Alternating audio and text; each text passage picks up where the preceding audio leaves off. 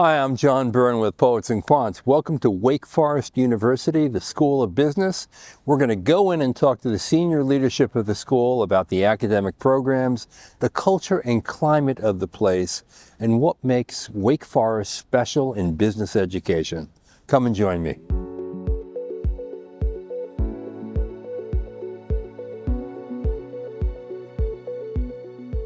I'm on the campus of Wake Forest University at its business school with the two senior associate deans, Norma Montague and Jeff Camm. Welcome. It's great to be here.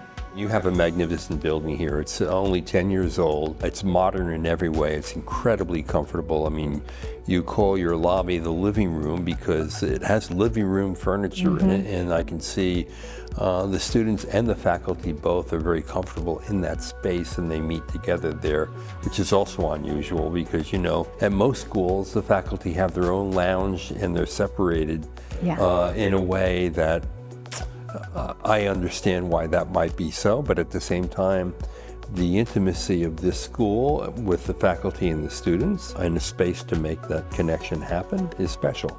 You actually have in the very front of the building a gas-powered fire pit with a whole lot of rocking chairs around it that goes off every morning and goes out at 10 p.m. at night. How's that manifest itself in the culture of the place?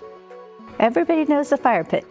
Everybody around campus knows the. There are even some classes around the fire pit, right? Sometimes we have class around the fire pit or meetings. I've never seen that on any other business school campus ever.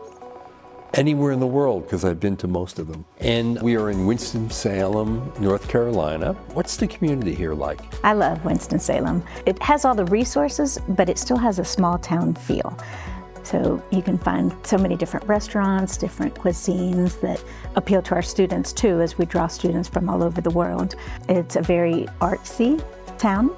So there might be gallery walks on Fridays or a variety of festivals. We're situated close enough to the mountains that you can take a day trip and go skiing, or you can go hiking. We're about 4 hours from the beach if you like the ocean. And we have fantastic weather. Yes. And access to bigger cities. We're just 30 minutes away from Greensboro, about an hour and 15 minutes away from Charlotte, where you have an NFL team, you have international airports all around us, and so it's easy to get in and out of this city. Yeah, true. Another value in the school, I think, is the connection that the faculty have with the students. Beyond the common living room that's a centerpiece of this building, there are a lot of other things that happen to make those connections more profound, including even a run. Now, both of you strike me as runners. Is it true? It is true. It is true. So we have a program called Dawn with the Deans, and it's an opportunity for students, faculty, and the senior associate deans and staff to come together and meet at the fire pit at 6:30 a.m. on Thursday mornings. And it's just a great opportunity to build community and fellowship.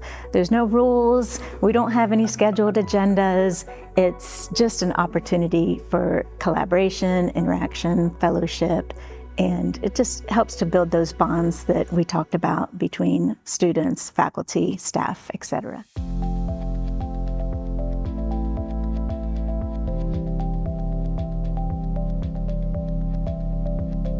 Now, one common thread through all your programs is experiential learning. Yeah. Talk a little bit about how you actually apply that. Sure, so it looks a little bit different in each of the programs. For our MSA program, students can go on an internship.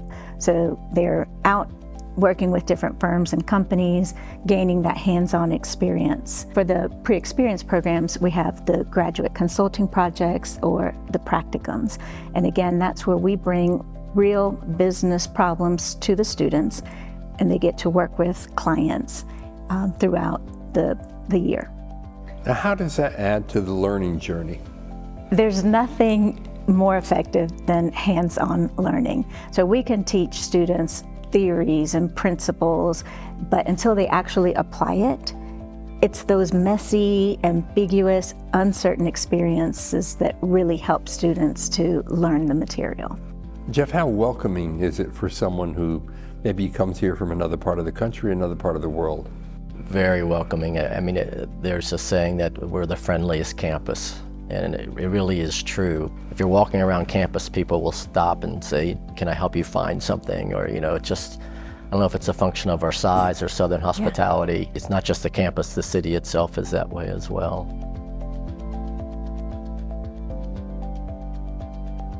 Now, one of you is in charge of the faculty, and one is in charge of academic programs.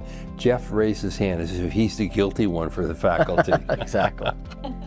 Now, Jeff, you've actually also taught as a visitor at Stanford and Tuck. How do the faculty here differ from those schools? I would say our faculty are more similar to the Tuck faculty, again, because they're so focused on students. Yes. But also, I think another similarity is really connected to the marketplace. So always sort of doing research that is relevant to somebody in business, not just working on theoretical kinds of things. How do you assure that faculty do research that is more directly connected to the practitioner? We're starting to see more of a focus in our research around greater good kinds of things, aligned with our university motto, which is Pro Humanitate, for humanity. So we have people focusing in healthcare, for example, AI in healthcare, information systems and technology in healthcare, similar kind of things. We have a faculty member who is doing work with technology and human trafficking. The shift, I guess, has been more towards being true to our motto in the university in terms of the research we do, and that's naturally focused on problems of concern. If you're doing research that somebody in business cares about, it's easier to bring that into the classroom, and that is a better learning experience for our students. Both of you also have spent a decade or more at the school, and I wonder if you might reflect on the culture of the place. One of the things that I love about Wake Forest is it's very student-centric. Every program has resources that are dedicated to student well-being. We follow a teacher-scholar model, and that sort of, in my mind, sets the culture. Everything we do is focused on student learning. When you say teacher-scholar model, I immediately conjure up the images of like a Cambridge or an Oxford. Can you define what that actually means? Sure, we call it the teacher-scholar ideal. Really what it means is that the students come first. And when we're trying to hire faculty, here's what I say when they ask me, what is the teacher-scholar model? I say, if you're in your office and maybe it's a day when you don't have to teach, and so you're doing some research, if a student knocks on your door, you don't tell them to come back tomorrow.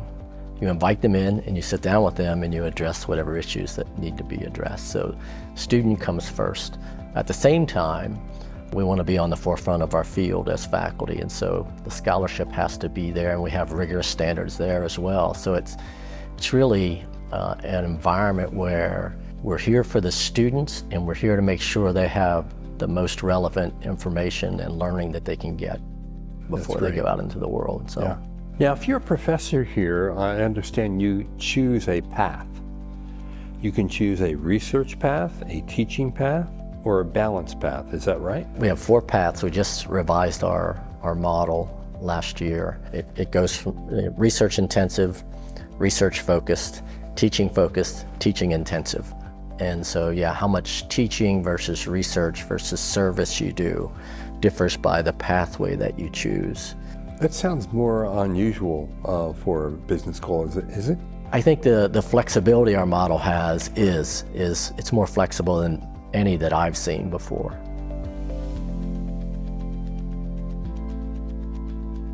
Well, Norma, what's your biggest challenge today? Oh, goodness. I think the biggest challenge is thinking ahead of what the market needs are going to be. They change so market rapidly trends today, right? change, and we really focus on maintaining market relevant programs. So just making sure that I'm well connected with those trends and making sure that we're consulting with our constituents, potential employers, alumni, to ensure that we are indeed continuing to produce graduates that are market ready from day one. And that is an attribute of the school, is it not? I mean, the close connections that you have to the marketplace itself Yes. through advisory groups Yes. of executives who partake in in helping shape what's being taught in the classroom, right? So each of our programs have a Market Insights Board or an advisory council that consists of alumni, employers, and they meet a couple of times a year with the associate deans, with faculty, with students. And the purpose of those meetings is to really connect with the voice of the market and to learn about what's happening, what are the trends in various industries. They're eager to learn about our students and make those connections, because many of those members are able to hire students or at least connect them with employment opportunities. So Jeff, tell me about the Retail Learning Lab. Sure, the Retail Learning Labs has been around, I guess, as long as I've been here, so maybe 10, 12 years. Right now it's housed inside our Center for Analytics Impact. It's run by one of our great faculty who is a professor of practice, Roger Byrne, and he's built a relationship with Lowe's Foods, which is here in the Southeast. And we have rolling access really, to scanner data from 10 of their stores. Wow, real time. Well, we get downloads periodically from them. We've done data mining, market basket analysis, those kinds of studies on that data as projects within a certain class, like the data mining class. So the students understand scanner data, retail data, pricing even. We get any kind of study we want. So students are getting real world experience that they can then basically apply on the spot and then learn from and apply when they graduate. Absolutely, and use that in job interviews.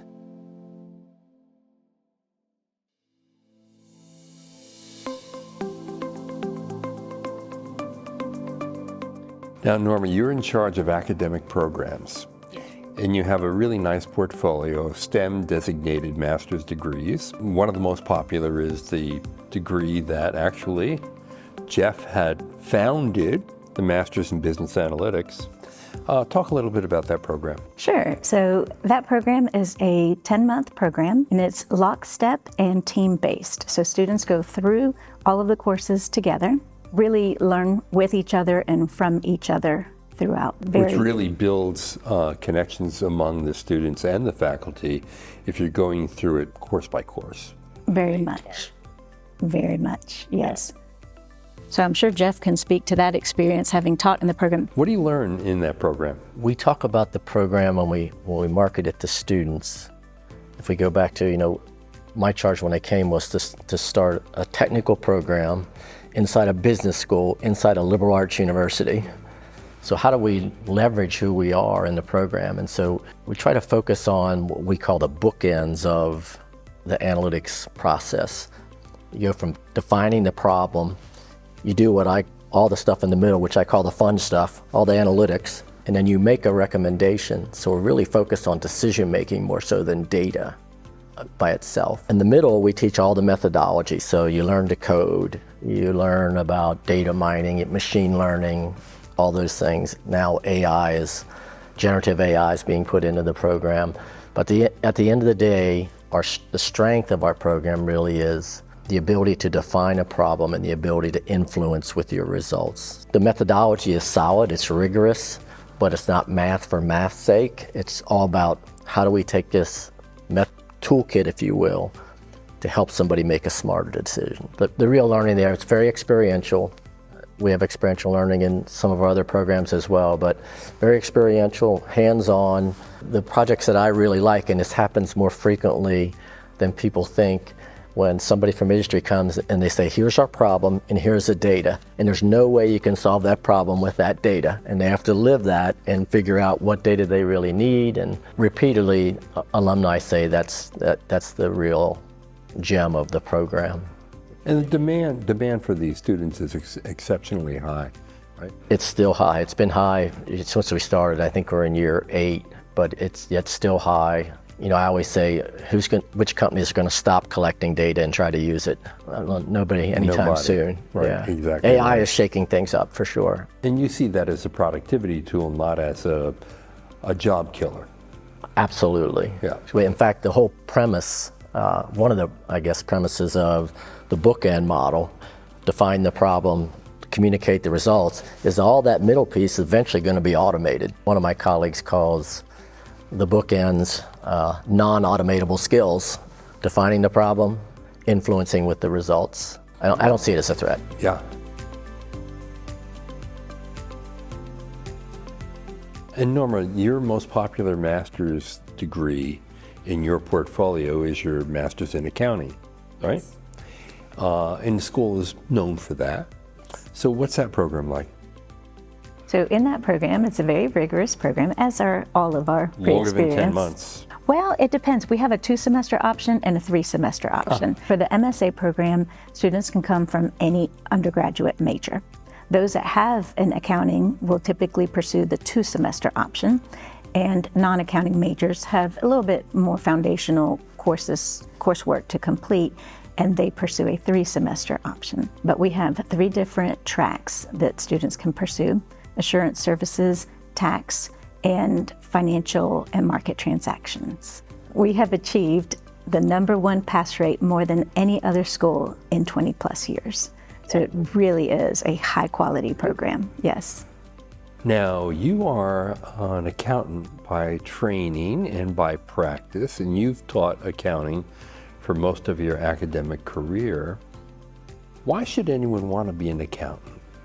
Oh, you have so many career options when you have an accounting degree. You can go into public accounting, corporate accounting. You can do like I did and go into education. But there's so many different options that anybody can find a job that they would find meaning. It's also the language of business, isn't it? It is the By and language of large, business, yes. You were one of the first schools to do a master's in management. In the US, this is the most predominant graduate degree in Europe, but in the US, less so, because the MBA is sort of often the flagship degree for many programs. But you started your MIM long ago, before many US schools were in the market, and that is a pre-experience program that admits directly from undergraduate institutions, right? Right, so ideally we admit students who have 2 years or less of work experience. Right. It's also a 10-month program, also team-based, so that's very important to developing the students' skills. We do have specialization tracks there as well, so students can pursue to specialize in healthcare management, marketing management, or business and enterprise management. Okay. And what is business and enterprise management? So That sounds something new to me. We modeled it after an undergraduate major that we have, where students can customize their major. And in the Master's of Management program, students can take from a variety of different options. So if they're interested in HR, they may take an HR analytics course. Or if they're interested in, let's say, finance, they would take finance courses either from our undergraduate program or MBA program. So it allows a student to mix and match their electives so that they can customize their education. Right.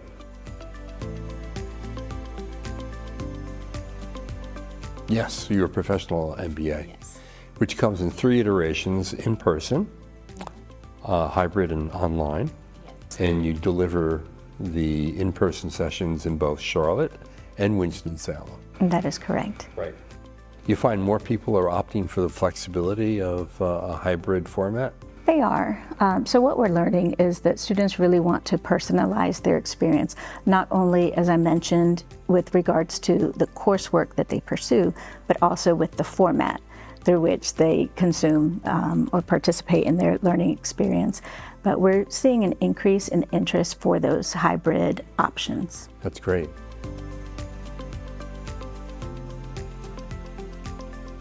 So Norma, when you look at future growth for the business school, do you see an expansion of the portfolio of graduate programs? Do you see enlarging enrollment? What in your vision of the future, what do you see? I see an expansion of programs and an expansion of our footprint. So we have a lot of opportunity to grow in Charlotte, and thinking about what would be the right mix of programs if we were to expand. I think finance makes sense given the industries in Charlotte. So I can see a master's in finance in our future. Yeah, Maybe even a master's in healthcare management with the expansion of your med school. absolutely. Right? I think healthcare is going to be like a major area for graduate business students. It is, and we already have connections with our med school. For example, we talked about the Master's in Management program. We have a partnership with the PA program, the Physician Assistant program, where students come for 1 year for the 10 months to complete the Master's in Management, and then they do 2 years in the PA school. They graduate with a PA, but also those business skills that will help them in a long-time career. So Jeff, in the last few years, something came up that everybody's talking about. Either they talk about it optimistically or they talk about it with great fear, and it's generative artificial intelligence. What is Wake Forest doing about AI in the curriculum? We have a couple of lead faculty and staff who have really taken it upon themselves to try some things very early on and then educate the rest of the building on their experience. And so we have some faculty who, for example, have created a chatbot for their class by simply taking all of their material, training the chatbot so that if a student has questions in the middle of the night, they can log into the chatbot and ask questions. So I'm cramming for an exam. It's 2:30 in the morning. I can actually go online and ask the chatbot to answer a compelling question that I don't have the answer to, and bingo, at 2:30 a.m. I can get an answer. Exactly. And the answer will come from the research and the materials that are derived directly from that classroom and the faculty member who's teaching it. Exactly. Some faculty have even worked with publishers to be able to take a PDF of the textbook in the class, put it inside the chatbot so you can ask questions of the... So it's like customizing AI for a given professor or class. Exactly. And so, but our overall theme with regard to AI and the faculty and where we are is that we are, as we talked about before, we are a high-touch institution. So we're not going to substitute faculty high-touch experience for AI, but we want to use AI to enhance the availability and the quality of what we offer. So in the analytics program, for example, we're not there yet, but there's discussion around trying to train our analytics students to be able to interact with managers and influence managers' decisions.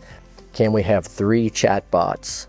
One a technical manager, one a middle-of-the-road manager, one a non-technical manager, and have our students go and pitch these chatbots their methodology or make a recommendation and learn from that experience. I think we're, as a school and as a university, we're making progress there in the sense that most of our faculty, I think, believe that it's a wonderful tool for having students think critically, which is our goal, actually. Well, in addition to AI, we're also using virtual reality to augment educational experiences. So as an example, we have an operations management course where the students went to visit a factory. The ones who could not go were able to put on the goggles and experience something similar. So that's been really neat. And in another class, they've used virtual reality for simulating negotiation activities. The students really like it because it's hard for them to negotiate face-to-face with somebody. Sure. And it just creates a sense of being face-to-face with some distance between as well. So we're exploring ways to potentially use that same technology for training students to give feedback. Another sensitive topic for them. Very cool. Yeah. Well, thank you both for a great session. Really appreciate it. Thank you. Thank you. This is John Byrne with Poets and Quants at Wake Forest University Business School. Thanks for watching.